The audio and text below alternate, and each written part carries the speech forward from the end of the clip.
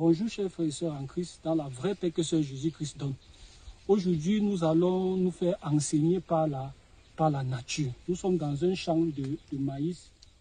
Aujourd'hui, Dieu nous a fait grâce de nous retrouver dans un champ de maïs et nous avons reçu un enseignement. Nous pouvons tirer un enseignement de la nature, comme Paul nous dit dans 1 Corinthiens 11, que la nature elle-même nous enseigne. Ici, nous avons un épi de maïs. Et qu'est-ce que nous voyons? Qu'est-ce qui fait la valeur en fait de cet épi de maïs? Ce sont les graines qu'il y a à l'intérieur. C'est ça qui fait sa véritable valeur. Et comment est-ce qu'on fait pour avoir accès à ces graines-là? Nous voyons bien que Dieu, dans sa sagesse, a fait en sorte que le maïs soit habillé. Et que pour avoir accès à ce qui fait sa valeur, il faut lui retirer sa robe, il faut lui retirer son vêtement. Vous voyez bien que c'est en lui retirant son vêtement qu'on a accès à ce qui fait sa valeur, c'est-à-dire ces graines de maïs, comme vous pouvez le voir ici. Ça nous montre quoi? Ça nous montre que Dieu, dans sa sagesse, a tenu à ce que ce qui a de la valeur soit recouvert, soit habillé, comme nous voyons ici avec le maïs. On peut prendre un autre épi, on verra toujours, c'est la même chose. On voit l'épi est bien habillé et il faut faire quoi? Il faut d'abord lui retirer sa robe pour pouvoir avoir accès à ce qui fait sa valeur. Et c'est un principe d'humilité de la sagesse de Dieu. Ça veut dire que ce qui a de la valeur, il ne faut pas l'exposer. Il faut cacher cela, couvrir cela, afin que ce ne soit pas exposé à des malfrats ou bien à ceux qui ne méritent pas substantiellement de bénéficier de cela. Un peu comme les oiseaux qui ne pourront pas facilement avoir accès à cause de la robe du maïs.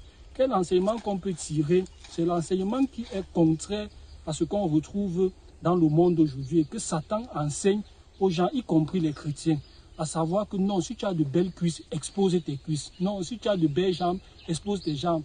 Même Dieu, dans sa sagesse, a mis sa loi dans la nature pour nous enseigner ces choses, en nous montrant que même le maïs, il a pris la peine de l'habiller convenablement pour couvrir ce qui fait sa valeur. Et on peut voir beaucoup d'autres aliments comme peut-être on va dire quoi, la banane, le plantain, la mangue. Et vous allez voir, Dieu dans sa sagesse là, a toujours couvert ce qui fait sa valeur. Et il y a un principe d'humilité.